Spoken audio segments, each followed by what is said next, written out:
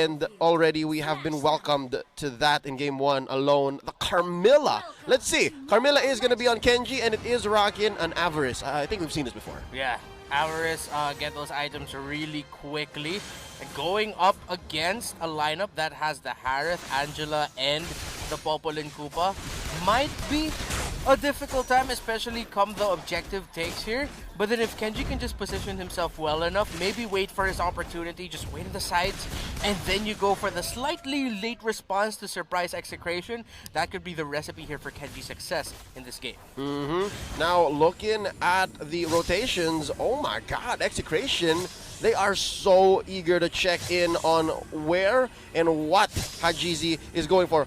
We're almost a minute in, and Hajizi hasn't even made a decision whether it's purple or orange. And here we see Hayes just protecting. This is Hayes leashing the best he could. He's going 2v1, man. It's Popol and Koopa versus Jawhead. Actually, it's a 2v2. Now, in mid, behind the turret, Hajizi's looking low. Etomax throws out one luck waves. He's the one who's going to pay the price. Kurtizi gonna chow. Oh! He finds him. Finds him indeed, and Hajizi, bad start for him. Yeah, he didn't get taken out, but he hasn't gotten any of his buffs yet, man. 802 gold already here for this last lot, 718 for the Granger, who has no buffs. Because of the aggressive play of Itomaxi, yeah, he went down, but then you got to disrupt. And look at this is Execration's play. We're just going to keep invading and trying to stop Hajizi here. And this is an interesting interaction up top between Carmilla and... oh, hold up. What? Solin. KillVJ stole the purple! No purple buff here for the Granger. Oh, tough. I was gonna say, the interaction between Renzio and Kenji here. Yeah. I love how Carmilla, having quite the kit used to harass even a Benedetta who would regret. Hold up! Ejector onto one. Etomax is in trouble. Etomax still alive, throws out a love waves. And they are gonna be gauging this real world manipulation set up by Kurtizi. That's gonna be Hajizi taking out the turtle. That's one buff plus one kill. Etomax finally goes. Yeah, another one, another kill onto Itomax. Great response there by Omega not giving up on the play. I think that was very crucial. The fact that Kenji was able to force back Renjo's Benedetta, who was not able to help out of that turtle fight. I think Kenji just amped up the aggression, forced him back. That wasn't necessarily an easy turtle, but then it was made much easier by the fact that Benedetta wasn't there. And good for Omega to decide to, you know, commit on that play. Despite the fact knowing that Hajizi is behind, they went for the idea more of Hajizi needs something here. We gotta give him a buff steal, a buff win, so they go for the turtle. Great play by Omega.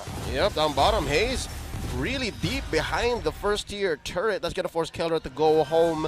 I think this does give Execration some knowledge, Reptar. Their strike. It's on cooldown. Kenji up top going 1v1 with Renzio, and it's now his turn to be on the defensive. Real world manipulation. Chakno gonna take a few pumps here, and there you go. Oh, Hajizi! Point blank! Death Sonata! That's gonna be one, and yeah.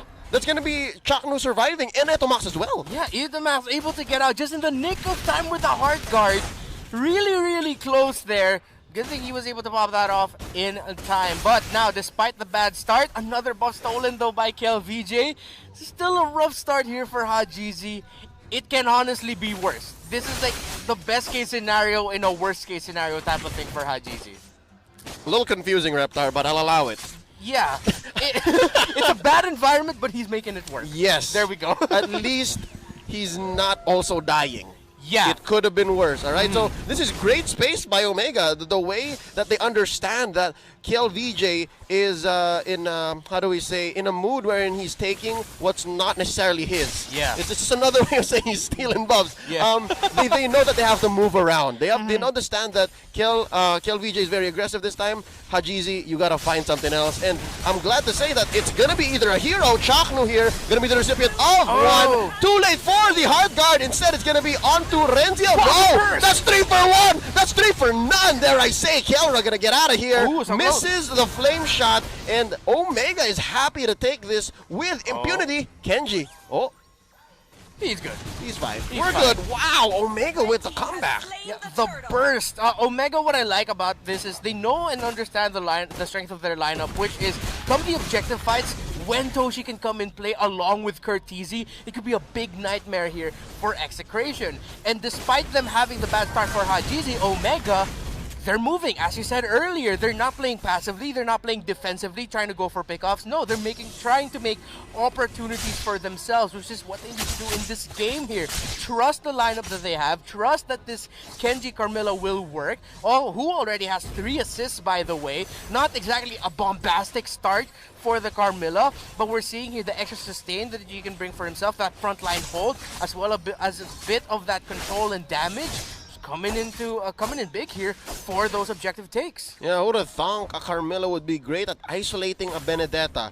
This is not the Renzio we're used to seeing, given it is just 5 minutes 30 seconds in, not even Lord Zone just yet. But here you can see Renzio is actually going toe-to-toe. Like, Kenji is making him work. Kenji is making Renzio actually pay attention to him. So, yeah, between these two, in an isolation play scenario, I think Renzio needs to be part of the fights more than Carmilla. Yeah, but he's stuck in lane. Kenji's just way too much to handle for him here. And now, though, in the top lane, Renjo, gets picked off there with the help by Hajizi. Speaking of the devil, and our camera just caught it on time. Now, looking at the gold here, it's about 3,000 ahead for Omega.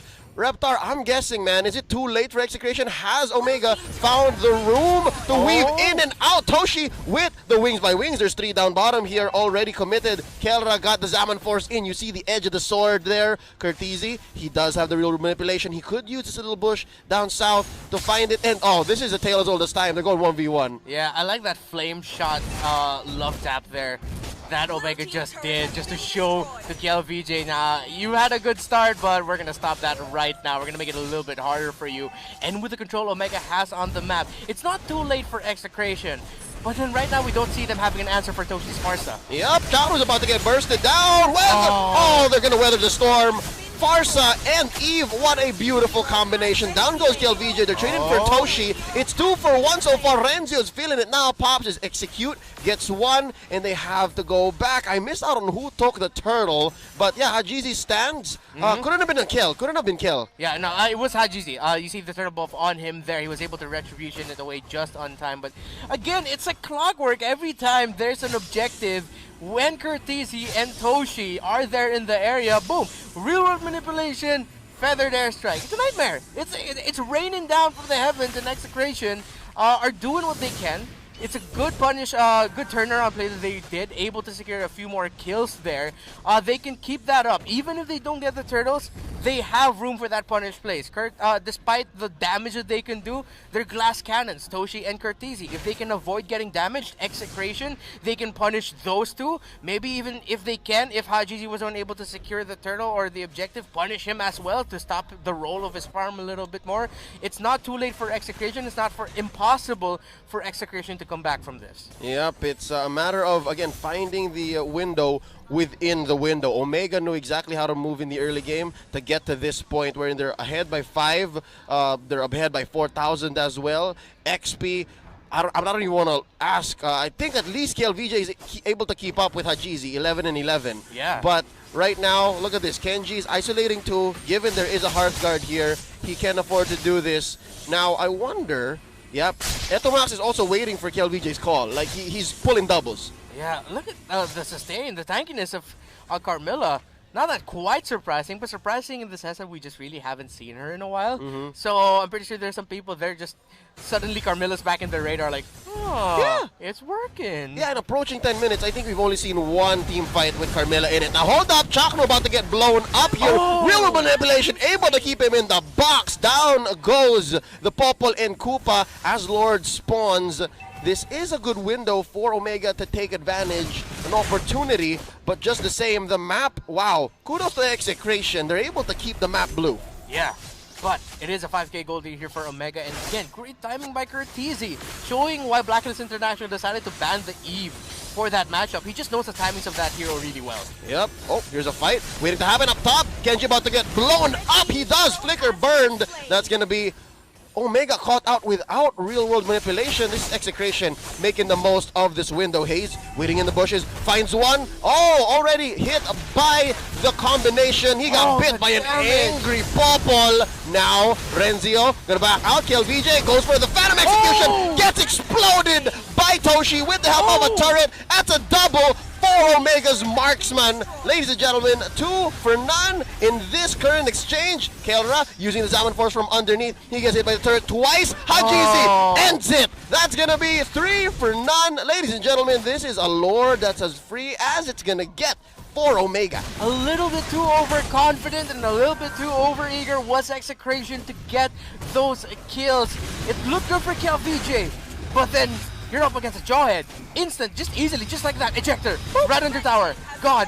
And then of course the response as well by Omega. Toshi, safe, distance, get a feathered air strike locked him, got to secure a double kill for him. Again, Execration, they can come back for this, but not like that. Yep. They have to buy their time. They have to be careful. They have to make sure they know where even Farsa are if they want to be able to give Omega a hard time in fights. This is crazy. One draws a square, the other a circle. This is ridiculous. And even a Farsa in the same lineup with this kind of range on a Granger. Plus you have a Jawhead chasing you out. I can only imagine kind of nightmares Execration's living through right now. 3 to 11. Now we see the map actually shrinking. What surgical precision Omega has done so far in this 11-minute game. Lord, level 1, given, marching down bottom. They are going to be trying to blow up these waves. And you see how all 3 waves at the same time are crashing down. This is prime Omega. All right, this is prime Omega. This is exactly where they want to be. Now Lord's going to whack away at this tier 1. Oh dear, 3 turret down bottom. Going to melt in a matter of seconds. They'll take it down. That's another bite onto Kenji. Now they're going to move on to mid. Real world manipulation. There's nowhere to go. Plus a feathered airstrike. Oh, Kelra gets blown up. That's going to be a little too late for KLVJ, but Etomax gets 1. They're going to cancel the heart guard, and just the same, they're going to move on. Next target up top. They do lose Haze. Oh, I think once bitten, twice shy, Reptar. Yeah. Well, Omega should be really happy with that. None of their turrets are broken yet. And again, the power of this lineup. Look at that burst. Look at the zone out. Oh, Chaknu. That's a Poplin Koopa. Not usually a Chaknu hero, but he's making it work despite it actually being against him. Reptar, how did we come to this, man? The Eve can burst down the dog, and then you also have the feathered airstrike. This is not a good game for the Poplin Koopa. Yeah, this is nuts. Absolutely crazy. Despite them, of course, the numbers advantage of Execration having an extra hand on Koopa, the dog.